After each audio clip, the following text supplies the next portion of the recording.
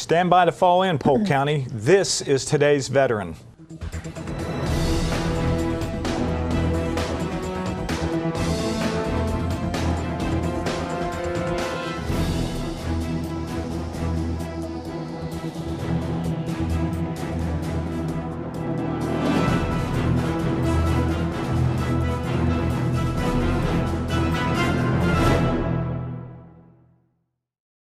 Hello and welcome, and on behalf of everyone at the Polk County Office of Veteran Services, thanks for joining us. I am Tim Kirkhart, your host, and on this installment of Today's Veteran, we chat with Mike Mason and Jane Waters Thomas about the upcoming 3rd Annual Warriors for Freedom and Military Order of the Purple Heart Golf Tournament in early November. And also, we will take a look back at the sights and sounds of Freedom Walk, a ceremony honoring both military and first responders alike. But we start off today's show with Service Dogs for Soldiers Incorporated.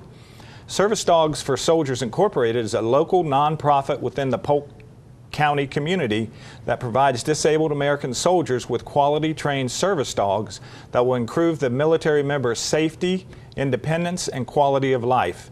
Joining us in studio is Deb Wieben, President of Service Dogs for Soldiers. Deb, welcome to today's veteran. Thank you, Tim. And who do we have with us today? This is Bailey with us today. Tell us a little bit about the organization and how that it will help disabled veterans. We breed, raise, train, custom train quality golden retriever service dogs. And we place them free of charge with disabled military. So the dog will help the military by, we train them all to be able to assist with pulling a manual wheelchair, light switches on and off. If the door has a lever handle, they can open and close the door. If something's dropped, they'll pick it up and take it back to them. We're working now with them pulling a laundry basket to the laundry room and also getting things in and out of the dryer and picking things up around the house, transporting in the basket. So basically we train the dog to the needs of whoever the dog is going to. Okay. Do you have an affiliation with the Veterans Administration, with the VA at this point? No, not at this time. We're very private. We're just getting started. It's my husband and myself, and my daughter helps us quite a bit. We have 6 dogs right now. The 3 that are ours permanently at our home, which Bailey is one of them. And then 3 of them are in training up at Polk Correctional Facility. The inmates are foster trainers for us. And we go up once a week and we train the inmates how to train our dogs. And it's a wonderful program. It's really working out well. So how do the inmates fit in? Do they, are they actually the trainers? Or? Yes. The dog is teamed. It's a very specific selection process. The prison lets us know who qualifies to be considered, and we do, say, job interview type interviews with each one, and even second interviews. We want to be very careful who we place our dogs with. And then they are teamed with the inmate 24 hours a day, 7 days a week. They sleep by their bed. They are bathed and fed and toileted and played with and trained, 24 hours a day by the inmates. Okay. I guess I'm familiar with guide dogs. Can you tell me the difference between a guide dog and a service dog and how that would work? A guide dog would be more of like a seeing eye dog. That person's life is in that dog's hands. They are literally their eyes, and it's their job to protect them from traffic, getting into unsafe situations. That dog is literally eyes for that person and should never be interfered with at all, ever in public. With the service dog, they provide assistance throughout the day with their daily tasks that the person they serve has.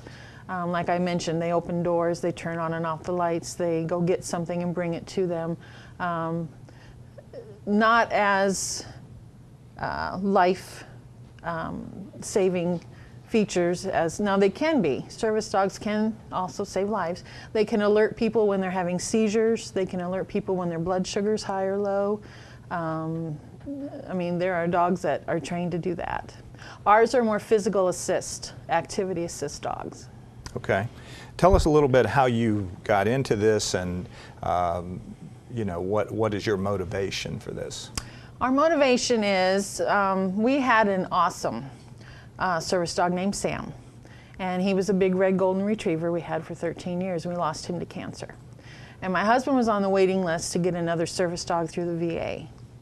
And he was on the list over a year, and we were just like a few weeks away from being placed with the dog when they called and said, the funding's gone, you're not going to get a dog. And we were very upset, and that's when we decided, let's just do it ourselves. And so instead of just doing one for my husband, we do as many as we can. And we're just getting started. We've had one litter. 3 of them are at the prison, and then we're keeping one as a stud for our future litters. He's awesome. He's very handsome, very good boy. But that's how we got started. It was out of necessity, but then we thought, while we're doing one, let's just do as many as we can. And so we're very low budget. It's out of our pocket, everything right now. But we are hoping to become a 501c3 soon. And you know, we're always out fundraising, trying to raise donations for the cost. All right, we'll talk about that in a minute. What about the golden retriever? Is that a special breed of dogs that do well at this, or? They do excellent. Golden retrievers are known for being just very docile dogs. They're very loving, devoted, smart, awesome dogs, and their personality is just human-like. Very intuitive. They're easy to train, and now they have a lot of energy, and they have, you know, they love people, so you really have to, you know, get on them early and to calm all those aspects down. But they make awesome service dogs. That's why we do use them. When you have a service dog, you have to be absolutely positive of their temperament in public. There can be no aggression towards other dogs, towards people, towards food, toys. So that's why we use our Goldens. And are they purebred? I mean, yes, is a golden absolutely. to a golden? Yes. Okay. And top line, purebred. Okay. When a veteran receives the dog down the line, will they be provided with food and things like that, or is that going to be their responsibility, or do you know at this point? At this point, it will be their responsibility, and that's part of our application process, is making sure that whoever they go to can afford to have a service dog. They're getting the dog for free, which if you go online and research, they can cost up to $20,000 or more because they're 3 years of training, very intense training. So they are quite an expensive dog to get. We do ours for free, but once they get it, they have to show that they have financial ability for vet bills, not just any dog food. We would require a top-notch dog food.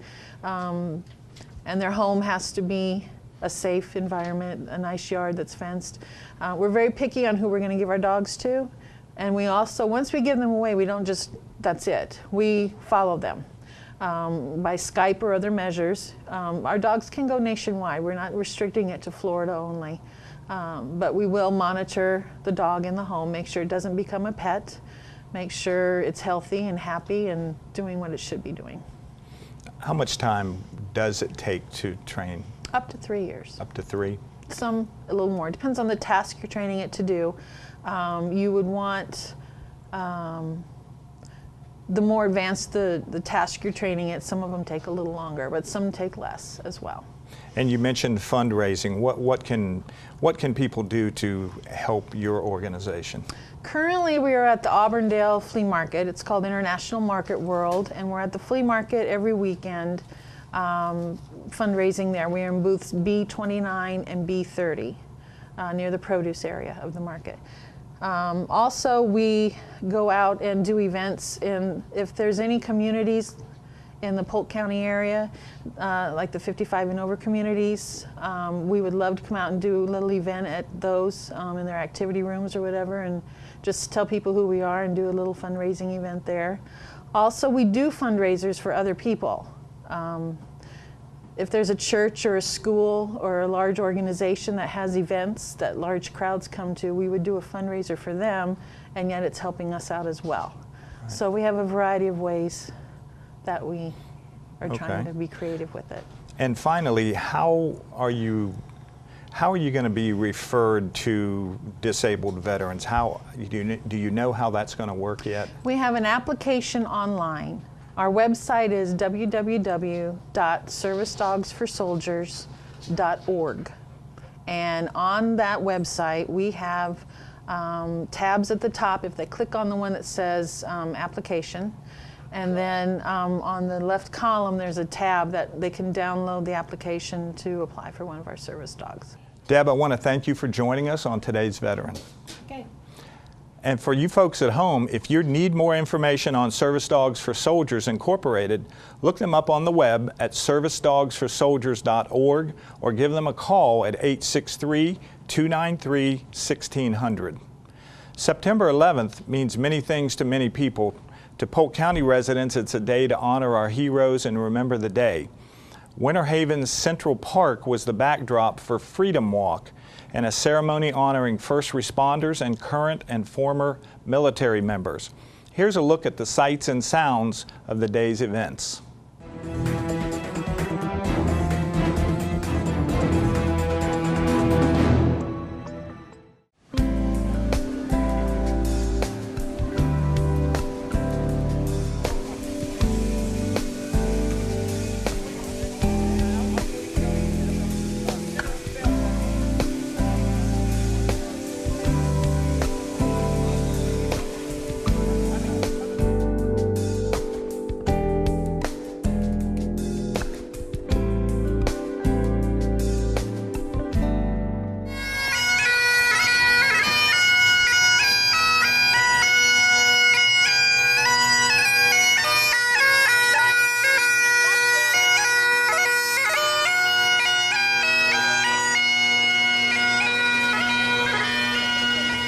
The events of September 11th, 2001 will never leave the consciousness of Americans. And as we come together to observe yet another year having passed since that tragic day, we stand together united to never forget the sacrifice that the members of the first responders and the armed forces made for us. Even today, that struggle continues to rid the world of the evil that revealed itself to America. We must always remember and encourage our younger generation to remember and respect those that paid the ultimate price for freedom. We have men and women around the globe looking out for our best interest. Do you know, if we had innocence at all in this country, we lost it on September the 11th, 2001. And I think about the military men and women who are around the world. I think about the law enforcement officers that are in every community in this nation and around the world that keep us safe. But you know that those firefighters, EMS personnel, police officers, military personnel, and yes, some citizens who helped others on 9/11 are rightly bestowed with the title hero. Harper Lee said it like this, why are they called heroes? Because they met another definition of hero from Harper Lee, one that shows great courage. Those responders that rushed in to help and those citizens who slowed their own escape to help others truly showed great courage. Another definition of courage is when you know you're licked before you begin, but you begin anyway, and you see it through no matter what. Many of those that went into the building that day while thousands were rushing out surely, at least briefly, questioned the wisdom of what they were told to do, but they did it anyway. That's true courage.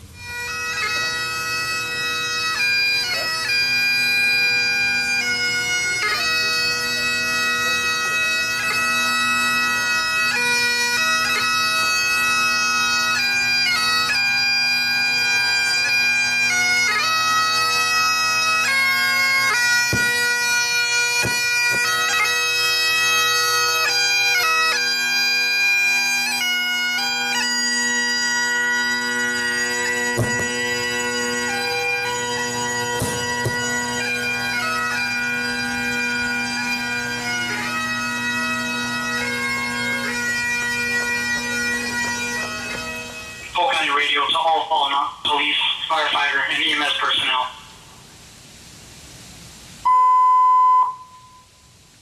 Polk County Radio to all fallen police, firefighter, and EMS personnel.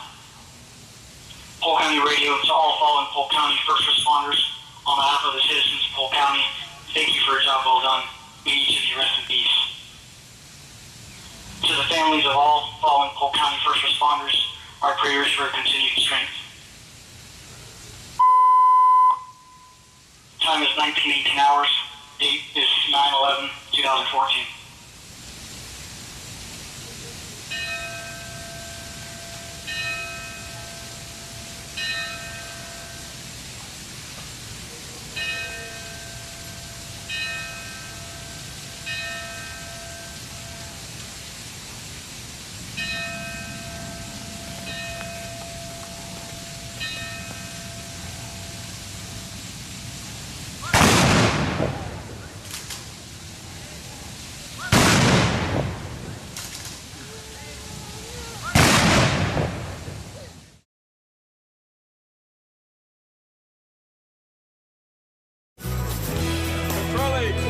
On behalf of the Folds of Honor Foundation, the new organization we started, Warriors for Freedom, which provides mental, physical, and holistic support, and to include the game of golf for our Warriors, I want to thank you for your participation.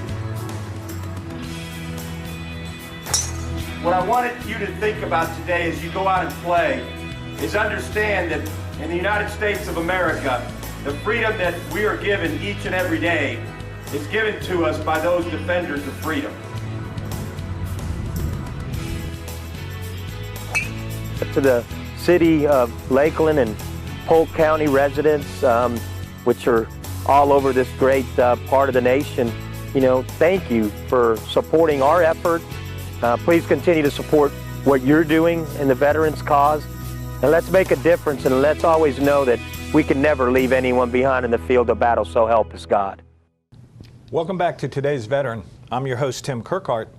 If golf is your game, make sure you mark Friday, November 7th on your calendar. It's the date for the 3rd annual Warriors for Freedom and Military Order of Purple Heart Golf Tournament. Joining us in studio to give us all the details is Jane Waters-Thomas. Hi, thank you. And Mike Mason. Welcome to Today's Veteran. Thanks, Tim. Mike, this is the 3rd edition of the golf tournament. Tell us a little bit about how it started and what might be different about this year or better. Well, a couple of years ago we had Yadira Holmes, and her brother is Ed Polito. He was, I think it was Major Ed. He was in the Army and lost his leg in Afghanistan.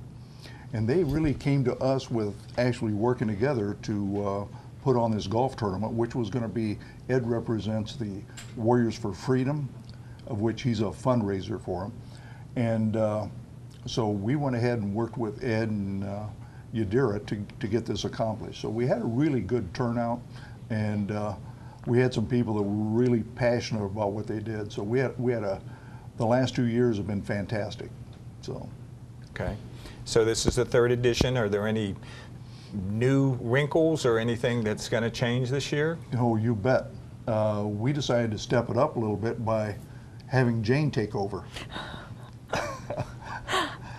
It's going to be different. Yeah. It'll be fun. Good. Tell us a little bit. Tell us information that you want to get out to the public about changes or what will happen or how to register and things like that. Well, I think the most important thing is that we need participants. We need golfers to come out and support this cause. It is a tremendous cause. And I have been involved in doing all sorts of event planning for a very long time for the importance of supporting our troops or veteran services. And this is our community's opportunity to come out and play what they love to play, which is golf, and do some real good in the community by supporting this effort. Obviously, we're looking for things like sponsors, whole sponsors, but some of the cool things that we're going to be able to do this year is the Summerlin lacrosse team is going to send out some of their guys and girls from their team, and they'll be in their ACUs, and They'll be helping us. We will be doing presentation of colors. We'll have an opening ceremony. Dr. Vincent Miller is going to sing the national anthem for us as we kick things off. So really, really just making the opening ceremony a really, really big deal, and golf a lot of fun. Okay. Tell us a little bit about when and where, Mike? Well, it's going to be November 7th. Starts at 1 o'clock. 1 o'clock. 1 o'clock in the afternoon. I think you can go in and register around 11:30. It'll be open. And then we'll have the, one thing we always look forward to is having Ed Polito there. And if Major Ed can make it, he's going to be there. If you've never sat down and listened to him give a awe-inspiring speech, you've missed something, because he just really gets everybody fired up. And you know, it's like they go out there and attack that golf course. So it's pretty neat. And did you tell us where it was, where it takes place? Cleveland Heights in Lakeland. It's on Edgewood. I don't remember the exact address. It's 2900 Buckingham, I believe, is the actual address. So, what happens if it happens to rain? Does that depend on how hard, or I'm not a big golfer, but yeah, if it is pretty bad, we'll postpone it to the following week. Okay. Tell us how some of the proceeds from the tournament, where do they go, who do they help, and how are they administered? Like I said, we split this between Warriors for Freedom and Military Order of the Purple Heart, which is Chapter 535 in Lakeland. So half the proceeds stay right here in the county. And what they do with that is they'll help veterans in an emergency situation. We've had veterans that were traveling through Polk County and ran out of gas, didn't have money. We helped them out. We've had veterans, one specifically was one of our members of the Military Order of Purple Heart is Corey Suttle. Corey was he's a Lakeland police officer. One day he was answering a call to a suicide, and it just happened to be a Marine that committed suicide. And it was right before Christmas last year.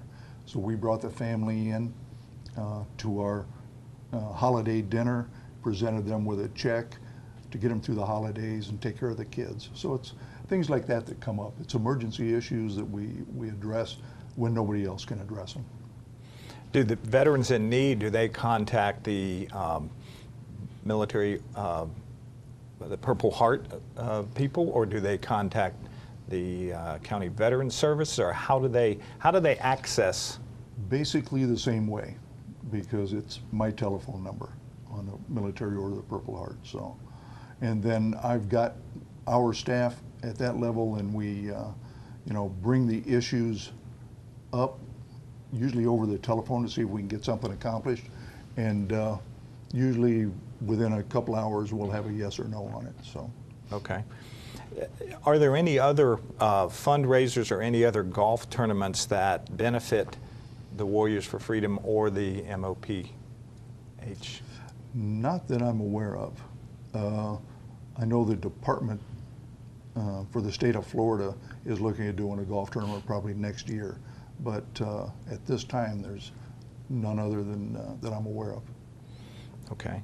Is as far as you know, is Major Ed going to attend, or is he pending, or what? Pending right now. We haven't got confirmation, but his family is in Lakeland, and his mom and dad and sister, and so he usually, if he can get in town, he'll be here. So, do we have any current golfers that are signed up? Is it too early, or what should happen? No, this is about the time when they're going to start signing up. We really just have put the information out into the public last week, literally. So what we're expecting now is to see, you know, our goal would be at very minimum 100 teams. That would be phenomenal. Wouldn't that be excellent? Yeah. But whatever we get, if it looks like 100 golfers or 100 teams, which would be 400 golfers, that's not going to happen.